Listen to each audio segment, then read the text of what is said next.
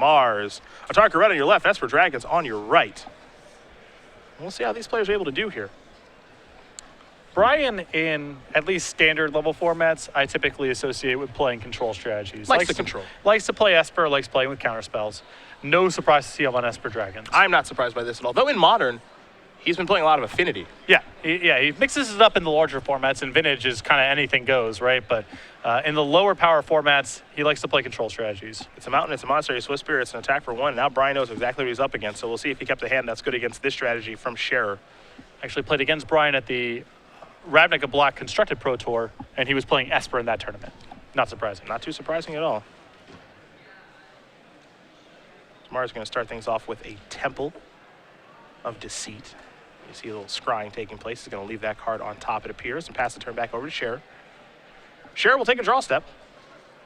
Picked up another Mountain. Perhaps it's time for a Dragon Fodder. It is. So 2 Goblins and a Trigger of Prowess will allow the Swift Spirit to attack here for 2 points of damage. This is a great start here for Scherer. Doesn't have to be fancy. Just get some creatures on the table. You don't have to really worry about a card like Drown in Sorrow, game number 1. Yeah, if Esper Dragons is not doing something on the second turn, it's often not doing things for a lot of turns. You have to wait till 5 mana before you have a dragon available, or something like, Crux of Fate. But copy of Thoughtseize. It'll show you a Lightning Strike, a Wild Slash, and 2 lands, and Mana Confluence and Mountain. So for this particular turn, if Scherer is able to draw another creature, he's probably in the driver's seat here. Doesn't really want to draw another burn spell. Though Atarka's Command would be a good draw this turn. Though, if Brian's hand is soft, if he just doesn't have a removal spell, he could lose to just this board. Absolutely. Dismal Backwater going to gain Brian a life. Scherer will take a draw step here. Picked up another Mountain, so he's starting to flood out a little bit here. He'll play a Mountain. There's Wild Slash. It's going to trigger the Prowess on the Swift Spear. The red zone's where we're going. It's a pretty healthy attack here, but Scherer is out of gas. Yep. I think that any follow-up there probably is too much for Brian to overcome, but he's got a shot. There's a Temple of Enlightenment. Take a look at the top card. It's a copy of Crux of Fate for DeMars. A little expensive for this matchup. It can be good at times, especially if he's on the play, but Brian is on the draw this particular game, so we'll see if he wants to keep that spell or not.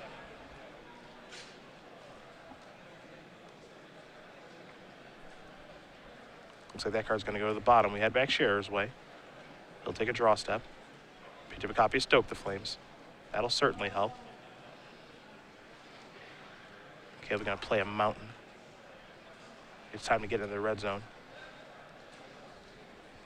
No effect here, just going to pass the turn back with Stoke at the ready. And I love that play from Caleb. I think a lot of people in that spot just go, all right, Stoke, you get a Prowess trigger. Yep. But Caleb knows Brian has to tap out at some point to answer the board, and then that's a window to resolve Stoke, which will probably be lethal.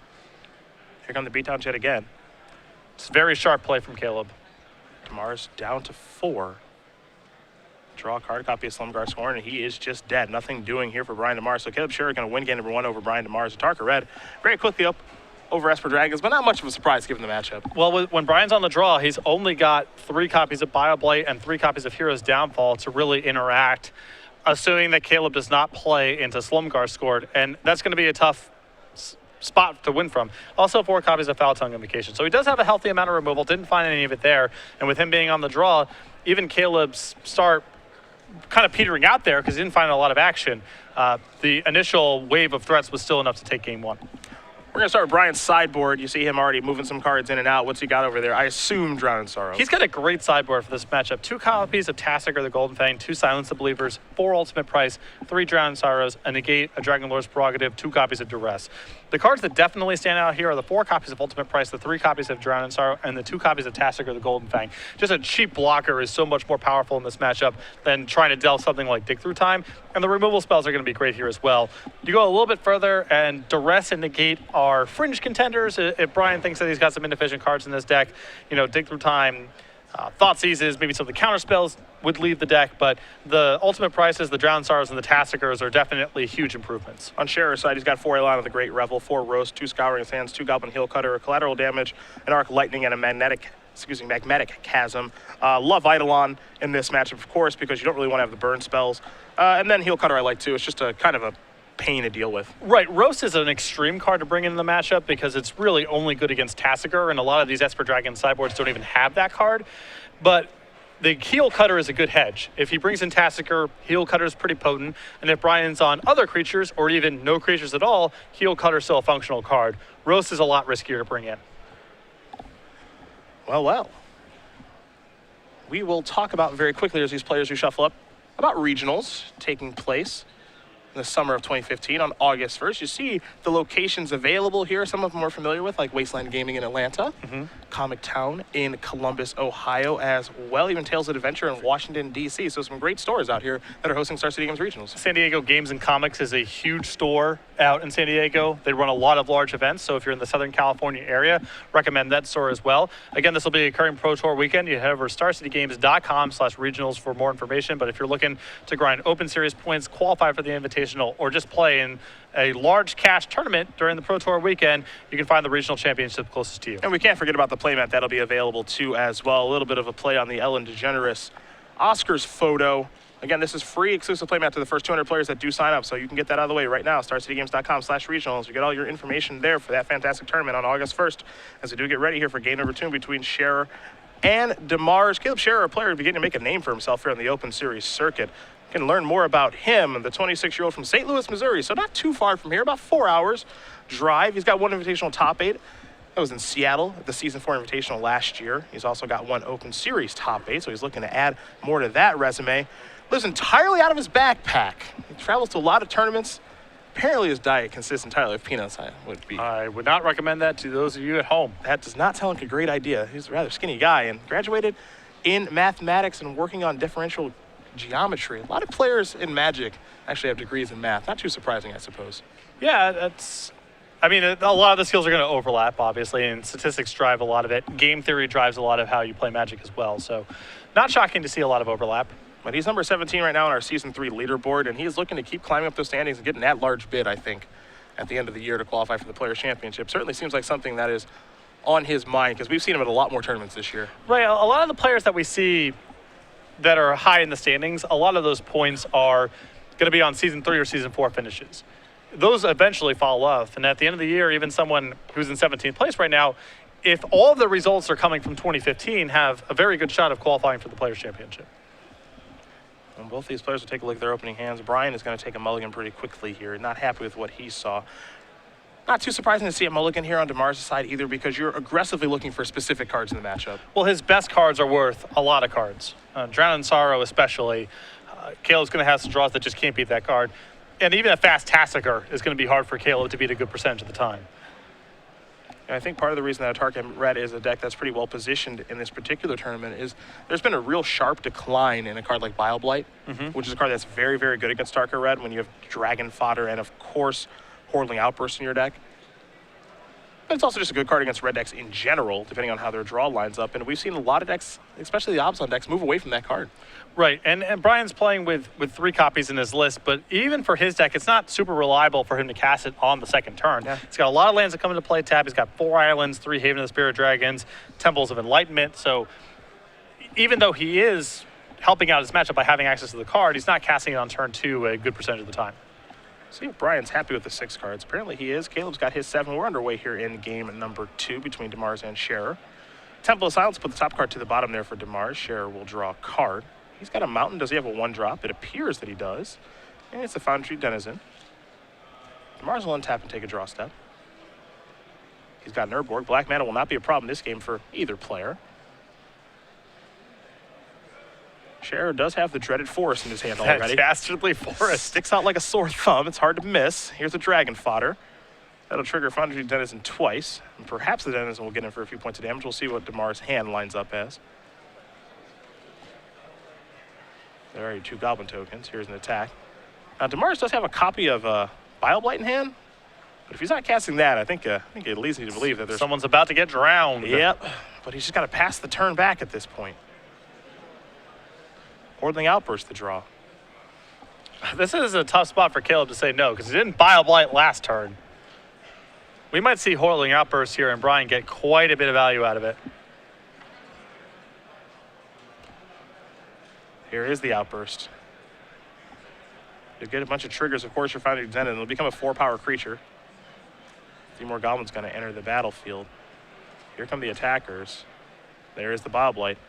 So Brian's patience looking to be paying off here. Does he take a hit for 4? Yeah, he does, but there's only one creature on the table now. Exactly. And now something like Foul Tongue Invocation, any random removal spell really catches him right up. Can Brian find a land? He does. It enters the battlefield tapped in Temple of Enlightenment, but it's better than nothing. He does get to scry, of course, as well. That top card going to go to the bottom. DeMars will have to pass the turn back. Scherer will take a draw step. A couple copies of Manic Influence in Caleb's hand at this point.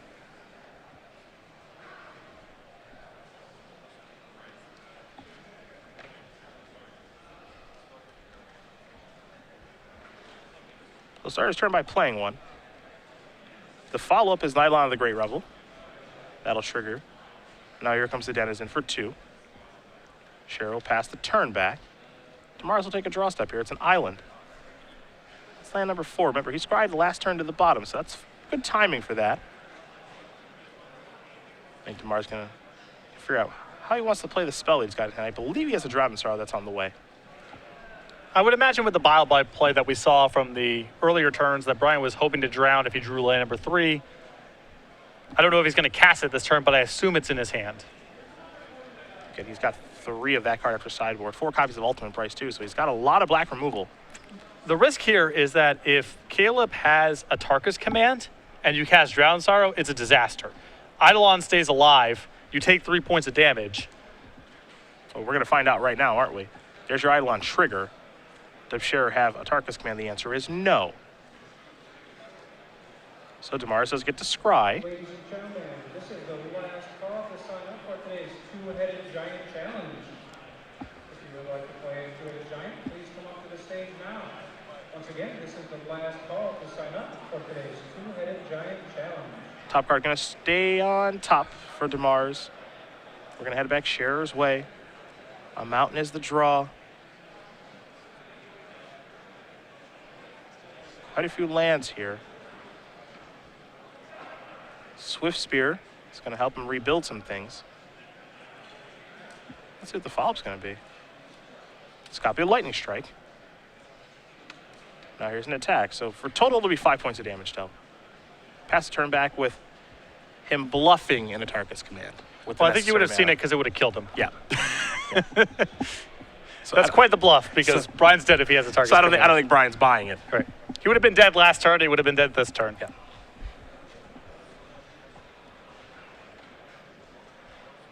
DeMars will just pass the turn back. Here's a copy of Foul Tongue Invocation on the upkeep, revealing a dragon. It's Dragonlord Silumgar. This will allow DeMars to gain 4 life. He's up to 8. Scherer will draw. It's a copy of Eidolon of the Great Revel. Got to deploy that. Don't know how long it is for this world, but it's better than nothing. DeMars will take a draw step.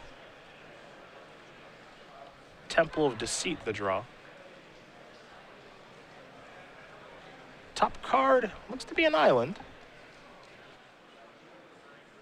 Looks like that's going to stay on top. There's 4 mana potentially. Let's see what we have here. Tasigur. That will not trigger the Eidolon too, so that's helpful for Brian. Yeah, this card's very, very powerful for Brian post-board. Another copy of Eidolon here. I don't know. I feel like you can't not cast it. Yeah, you know, Eidolon's weird in this matchup because it varies from how good it is. Sometimes it's very good, sometimes it's a little too late to the party. Caleb's losing to the board right now. Yeah. So I know this Eidolon comes with some risks, but I think he's dead for sure if he doesn't cast it. So he's got to just hope for the best from here. DeMars will take a draw. There's an island. And the thing with Eidolon in this matchup, though, is situations like this happen when you're playing against Esper Dragons where the big spells start coming. Eidolon's not triggering. And now it's on the other side of the table thanks to Dragonlord Silumgar, and Brian is confident enough that he can attack with Tasigur. So things have certainly shifted in this game. And how Brian does not need to cast any more cheap spells for the remainder of the game. He's got the win in play. Hordling Outburst, the draw here for Scherer. And Scherer is going to concede this game. He can't get by those 2 big monsters. Brian DeMars is going to win game number 2 here over Caleb Scherer. Esper Dragons, Tarka Red, they're getting ready for game number 3. So far, we've seen what we would come to expect. Game 1, solidly in Kalo's favor. Game 2, Brian's sideboard cards are exceptional. And now the real test comes with Brian on the draw. That's where it gets hard. Because even Drown in Sorrow is not going to be good enough some percentage of the time when Brian's on the draw. These players will shuffle up here for game number 3. We will talk about the Summer Open Series IQs and what we've got available there. We've got open trials taking place and a lot of other fun stuff. And a sweet new playmat, too. Yep, and these come with all sorts of exclusive prizes like the playmat that you see, Open Series entry vouchers, Open Series buys, SCG premium vouchers, so a lot to be won here. Now keep in mind the Open Series buys, you can use those on a main event like today. Can't use those at invitationals anymore. No more buys in invitationals. We try to make that a tournament now where every player has to play every single round. Don't get a huge advantage in our biggest tournament of the year. But as you mentioned, playmat, vouchers, buys, premium vouchers, that playmat is really, really sweet. You can find out more information at Star City Games about the open trials that are available all summer long. And buys at tournaments where, you know, we're typically looking at 9 rounds and X2 and 1, sometimes X and 3, makes it to the second day. That's a huge leg up. For the attendance in this tournament, with 454 players, X and 3 is good to go. Yep. Note these players, no losses thus far. Caleb Scherer, Brian DeMars, both 3-0 this weekend. Atarka Red versus Esper Dragons. Esper Dragons looks like it might be looking to make a comeback now that Green Red Devotion is so popular. I think it's going to be a tough weekend for the Devotion strategy. Not to say that it can't overcome everything, but as you mentioned, it's really had its best performances when people didn't expect it. Grand Prix Miami with Green-White Devotion. I think of the Open Series in Houston that Robert Burney won with Green-Red Devotion. And of course, 2 weekends ago at the Season 2 Invitational, it really took that tournament by storm as well. It's true of all decks in Magic, you know, but some decks in Standard are a little more robust to awareness than others. A deck like Abzan, a lot of it is your deck is what it is, and do you have the right responses to other people? People gunning for Abzan, that's not really a thing because all your cards kind of just work. But the more extreme strategies of the format, Devotion, Esper Dragons, Atarka Red, that is pretty sensitive to having the right deck at the right time. Scherer going to take a mulligan very quickly, not like what he saw. See if DeMars is happy enough with what he's looking at.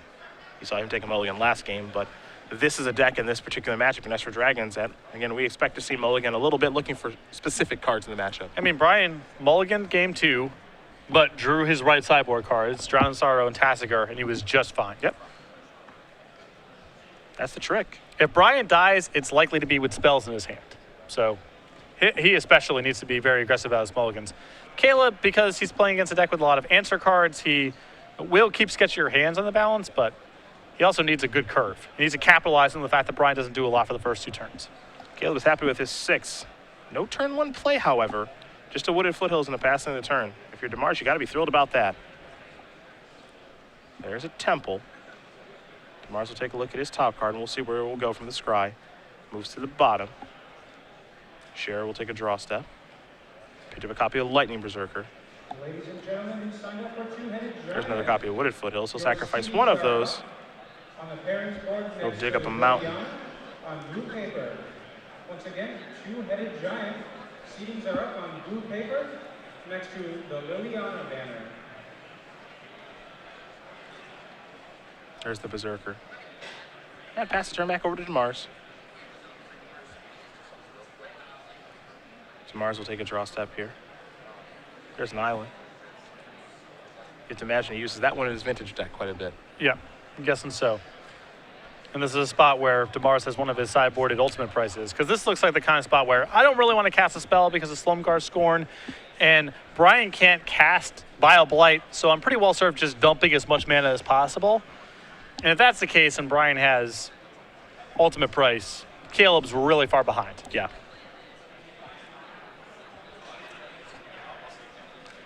Scherer willing to sacrifice 1 fetch land. We'll see if he does want to dump some mana into Berserker. It appears that he does. He will dump again. Brian looking at his hand there. His ultimate price from the sideboard, as you did mention. That's a beaten. All Scherer can do is pass the turn back. And that's not really a card you expect from Esper Dragons. But Brian has 4 in his board. Yeah, it's the type of card that I would just anticipate most of my black opponents have in some number in their sideboard, but 4 is a lot. Yeah. And it's great in this matchup. Now, of course, the question is, does Brian have more lands to play? A little slow out of the gate here for turn number 3. There's a swamp. Here's a Duress. A card that I like a lot in this matchup, and taking a look at Scherer's hand, you can see exactly why. 2 copies of Hordeling Outburst, a Lightning Strike, and an Atarka's Command. And this is a really dangerous spot for Caleb here, because if Brian takes the Hordeling Outburst and hasn't answered your other Hordeling Outburst, you got nothing going on. Brian's at 20, you got 6 points of burden in your hand. Yep. And there goes an Outburst. You can actually see in Brian's hand now, he actually has a copy of Slumgar Scorn. So Scherer actually kind of needs to draw land to play the Outburst. He drew a copy of Dragon Fodder right now. Well, it looks like he might be moving towards the Outburst. And last turn, Caleb didn't want to cast the Hordeling Outburst because of Slumgar Scorn, but now he has no choice. I mean, he's got to get something into play. Yeah, I mean, in this spot, Slumgar Scorn could just be a hard counter, period. In this spot, I actually kind of had some interest in just casting the Dragon Fodder instead of the Slumgar Scorn. I actually like this because, it gives yourself the best opportunity to try to play around Slumgar Scorn in this spot. You're kind of hoping that Brian doesn't have a dragon in hand. Yeah, I think this is a fine hedge. I'd feel more comfortable about this play if Caleb already had land number 4 rolled up, so we could play around Slumgar Scorn the same way next turn. That's what a draw step's for. Atarka's Command. Although it's possible Caleb's perspective here is just, I'm going to keep attacking. This is going to force some sort of removal, and then I can unleash the second wave of tokens. Yeah. He's going to pass the turn back. It's tough because, when to hold steady and when to press forward is very difficult. Mm-hmm. Especially when you're playing Esper Dragons, because, you want to kind of put the pedal to the metal, but if you do, you work your way into Drown in Sorrow. But if you wait, you give them more draw steps to find answers to what you're doing. I think Caleb needed to be a little bit more aggressive in the spot, because with Brian at 20 going into that turn, he's got to be risky about this. If he tries to play a normal game here and play around stuff, I think he's just going to be way too slow. Yeah, on that turn, for example, if Brian had just played Dragonlord Ojutai, this game may have just ended. Yeah. There's no response available at that point. Here's an attack for 2. Looks like DeMars going down to 13. Scherer has drawn a land, but he's not willing to cast Hordeling Outburst now either. He's got 2 copies of Atarka's Command and Hordeling Outburst now. That may have been a turn where I've wanted to cast Hordeling Outburst. Well, Caleb is he's kind of let himself down this path to some degree. At this point, Slumgar Scorn is likely to counter it. It would be unrealistic for Brian not to have a dragon at this stage. Also, now Bioblight's a consideration too. So that's why I would have preferred, I think, for the Hordeling Outburst, the initial turn, just because I don't think Caleb can afford to play around much stuff here. And it gives Brian the window to do this, which is cast Dig Through Time, because he's not underneath a substantial amount of pressure. Now, if you get in some early hits and Brian's at 11, let's say, and you have a Atarka's Command and Lightning Strike in hand, that's a different scenario. Then you might be able to beat Brian responding to you with stuff, but at the spot where Caleb was on that turn, I just don't think that's the case. Brian's had a Drown Sorrow in his hand. He hasn't even had to pull the trigger on it because the pacing of the game is so slow that Brian can afford to play around everything. He can take no risks this game. DeMars is done resolving Dig Through Time, also taking a draw for the turn. Looks like he's found a copy of Dragonlord Ojutai. Haven of the Spirit Dragon is the land he'll play.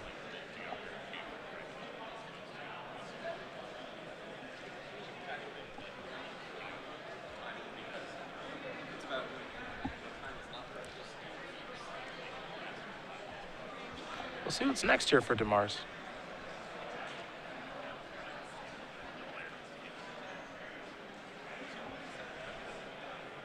Perhaps a Drown here.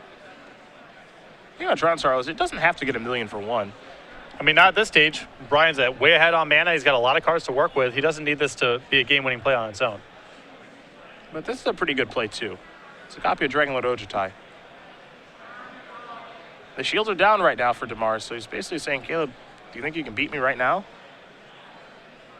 Because if Brian gets on tap here, life is pretty good. Yeah, he's in a great position. And to fire off a copy of Atarka's Command. 3 damage, put DeMars down to 9. Scherer gonna untap. Time for him to take a draw step. Picked up a copy of Foundry Tree Denizen. It's a little late to the party. Looking for that much earlier.